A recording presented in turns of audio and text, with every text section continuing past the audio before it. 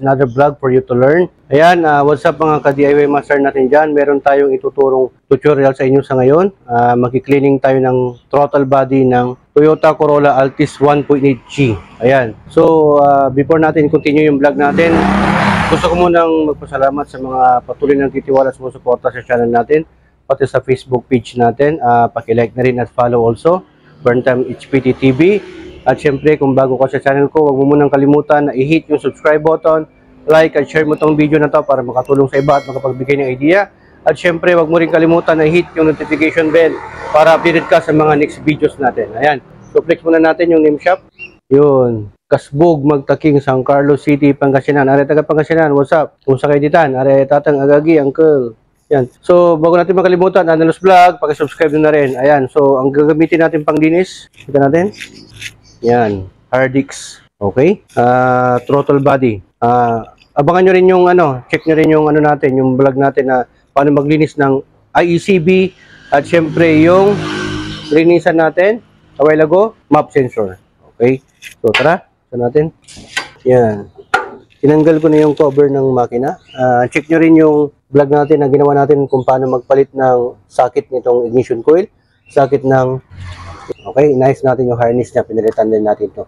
At socket din ng BBTI, meron tayong mga vlog para dyan, naka-specific para dyan. So, meron din tayong vlog para dito, yan sa map sensor cleaning natin. At abangan nyo rin yung vlog natin kung ano mag-relearn ng ECU kung nagpapalit ka o naglilinis ka ng mga sensors. At syempre, abangan nyo rin yung IACB. Dito tayo ngayon sa paglilinis ng throttle body. Ayan, mini-maintain po kasi natin to kasi may mga carbon deposits dyan. Okay? Mga oils, ganon. So, sa paglilinis nito, siyempre, tatanggalin natin. Ito, natanggal ko na. Ground terminal ng battery para iwas tayo kasi may mga electrical components tayo dyan. At siyempre, luluwagan natin to. Tatanggalin muna natin itong intake, itong plastic. Dalawang tornilyo to, isa dito, tsaka isa dito. Yan, naluwagan na natin. Unahin muna natin tanggalin dito pag naluwagan na natin. Yun, tapos dito. Yan. Para hindi na masyadong matagal, diluwagan ko na kanina pa. Tapos, siyempre, dito naman, ito, kita ko sa inyo yung mga tools na gagamitin. Meron tayong ganito para sa mga masikip na mga parts. T-socket, size 12, pliers, long nose, pinch, yan. So, unahin muna natin tanggalin yung mga hose. Tanggalin muna natin yung mga hose, ganyan. Ayan, napalitan ko na pala ng hose mga ka-DIY yung PCB natin. Huwag biglain. Yun. Actually, pang to sa mga intake, water intake, pero mas matibay ito. Yan. Ka-Zebram from US yan. So, tatanggalin din natin to. Yan, naluwagan ko na rin yan. Itong accelerator cable. Yan, ganyan lang pong pagkatanggal. Okay. Hindi na natin tatanggalin to. Dito, 4 yan. May nut dito ng 2. Tapos sa baba, 2 bolt. Pero bago natin gawin yan mga ka-DIY, tanggalin muna natin yung mga socket. Socket ng IECB.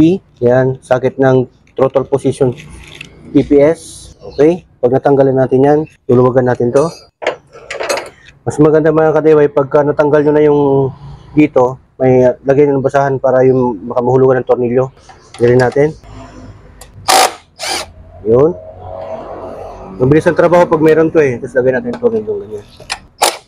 Dito kasya, pag hindi kasya, kasya pa naman. Yan, malakas-lakas pa kasi itong battery nito. Ito yung volt, size 12. Tapos yung dito, size 12 din yan. Huwagan na, pwede mo nang sa kamay mo. Yan, tanggal na. Okay? Natin to mga ka-DIY. Huwag muna natin tatanggalin itong TV or throttle body. Tanggalin muna natin to. Ito. Usog natin. Yun. Pinamitan ko ng pliers. Tapos ito, long nose. Medyo mahirap to. Ito. Pag gagawin nyo to, sana mas maganda. Early in the morning, hindi pa nagagamit ng sasakyan. Kasi pag ginamit nyo na to, tutulong tubig dito yung coolant. Mainit yun. Pumapasok kayo. May gasket to kaya medyo matigas. So, nyo lang, ikut-ikutin nyo. Pit-pitin nyo ng pakaliwa kanan. Ito, pakita mo sa kanila dito. Ingatan nyo lang yung dito, hose kasi brittle na to. Yan nasabi ko, may coolant po dito. Tapos yung isa. Pag natanggal nyo na yung isa, ito naman sunod nyo. Dahan-dahan. Hindi ko pa kasi napapalitan to. Order na lang siguro ako. Dalhin ko tong sample. Tanggal na yan. Tanggal na rin dito. Luwagan nyo rin dito mga ka-DIY. Ito. Itong clamp dito. Ayan. Yung sinasabi ko na nabuhos na yung coolant. So, maglagay tayo ng tornilyo dito. Yan. Tapos ilagay natin pataas. Para hindi mabuhos yung coolant. Medyo may amoy. Tapos, saka natin tanggalin. Ganyan. Ayun. Yan po yung itsura niyan pag natanggal yung throttle body. Yan. Ito po yung intake manifold. Yan yung throttle body. Ingatan niyo po na masira yung itong ano niya, o-ring o oil. So yan mga kadewa, ito na po yung throttle body natin na kasama, nakadikit pa rin dong IECB or intake air control valve, tapos yung TPS, throttle position system, nakadikit pa rin siya. So meron tayong ginawang separate video dito kung paano maglinis o mag-cleaning itong IECB. Ibang video na po yun, pero yung pagtatanggal, kung paano linisin to at paano tanggalin, same process po. Bago nyo kasi matanggal to mga ka-DIY or malinisan, tatanggalin nyo talaga tong throttle body. Hindi yung sprayhan mo to, mahirapan ka kasi magbaklas ito sa loob kasi pababa yan. May 3 tornilyo to, so tatanggalin na lang natin. Yung procedure po ng pagtatanggal nitong throttle body. Sorry, itong hindi ko po siya inihigpitan ng maigi. Pero wala po namang tagas siya. Naluwagan ko na kasi kanina yan. Upod na rin kasi itong ulo nitong tornilyo niya. 3 screw lang po ito. Pagkalilinisan nyo po ito mga ka-DIY, make sure na lalagyan nyo po ng gasket pagbalik. Okay?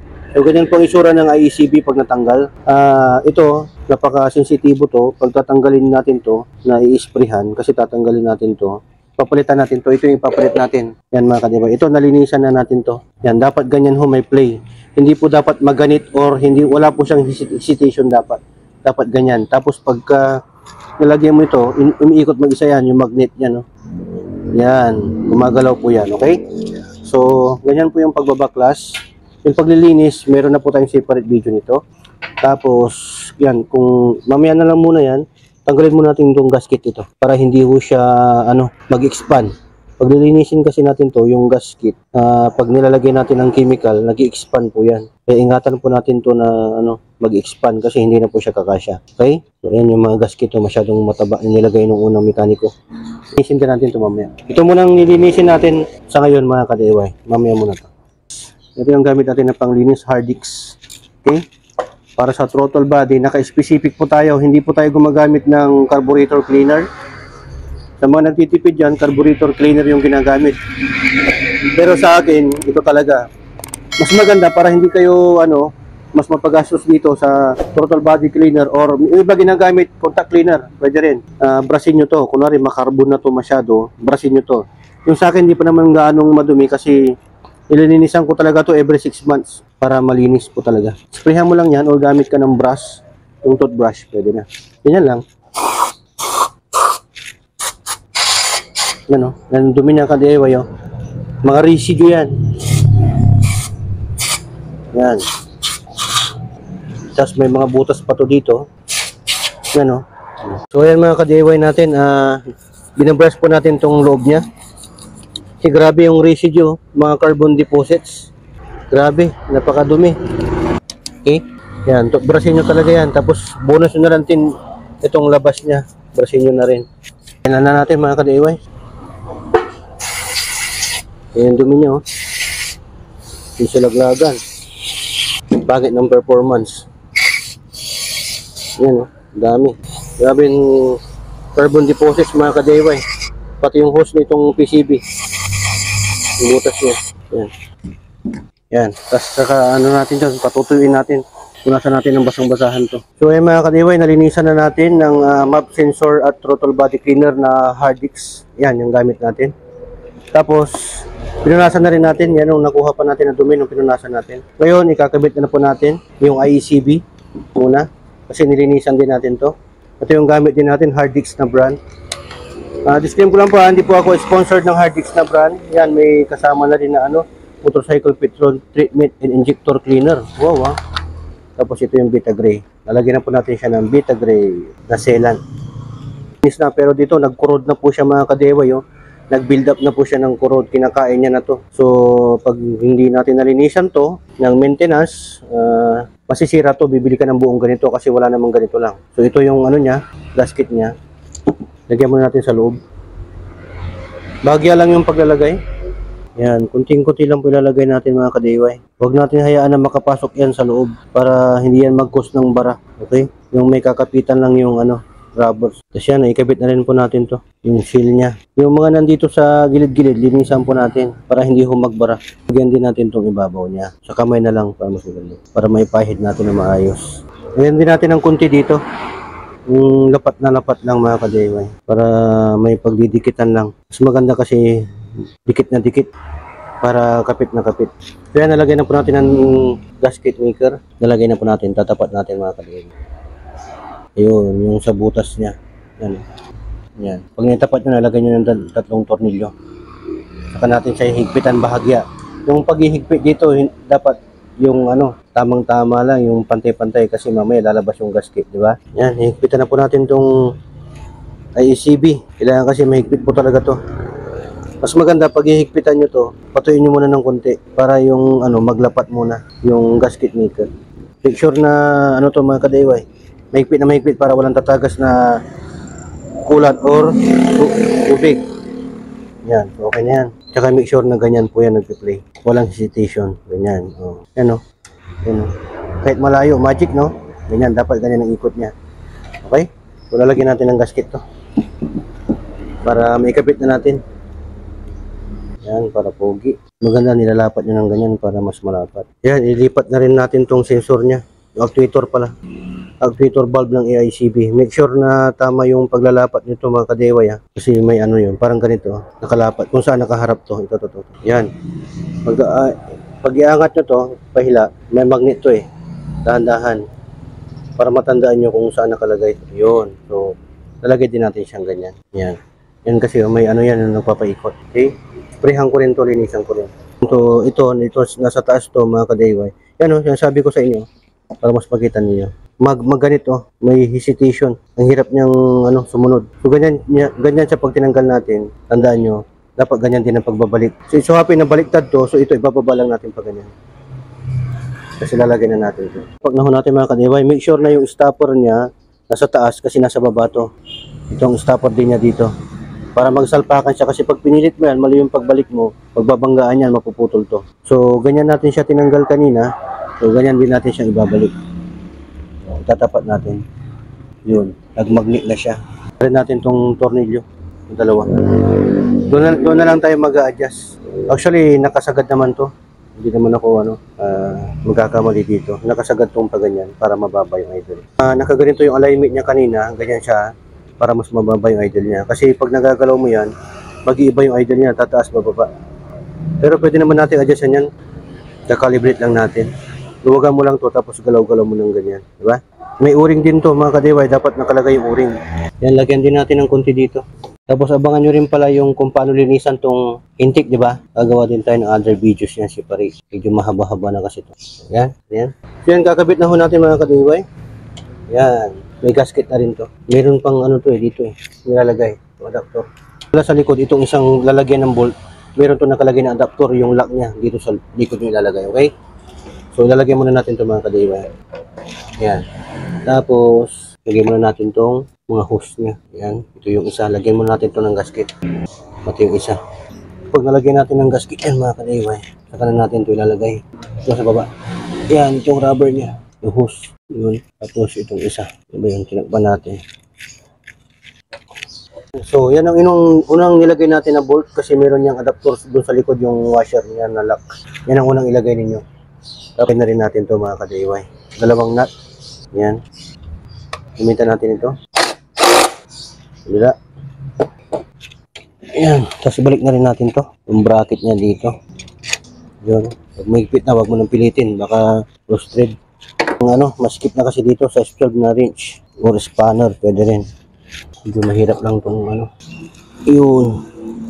Para mahigpit. Tapos yung isa. Ingatan nyo po ito. Baka mabutas. Papalit kayo ng hose. Hugutin nyo kung matatanggal. Make sure na may gasket yan ha. Mas maganda pag palitan nyo na rin ito mga ka-DIY. Pag ganyan na may mga brittle na palitan nyo na. So lalagay na rin natin itong mga socket nya. Yan. Tapos socket ng IECB. Yan. Tapos lagay na rin natin itong ito dito para dyan. May guide. Sandali. Taas natin to para mahigpitan natin mamaya. Yan. Ganyan siya. Dito. Tulak natin, persado. Yan. Pag okay na yan, Dito yung higpitan natin. Lagyan na rin natin to, yung PCB niya. Taas muna natin. Yun. Tapos ilak natin para walang singaw. Tapos lagyan na rin, balik na rin natin tong accelerator cable niya. Ganyan po yung pagbabalik. Yan, pababa. Yun. Tapos lagay natin ganyan.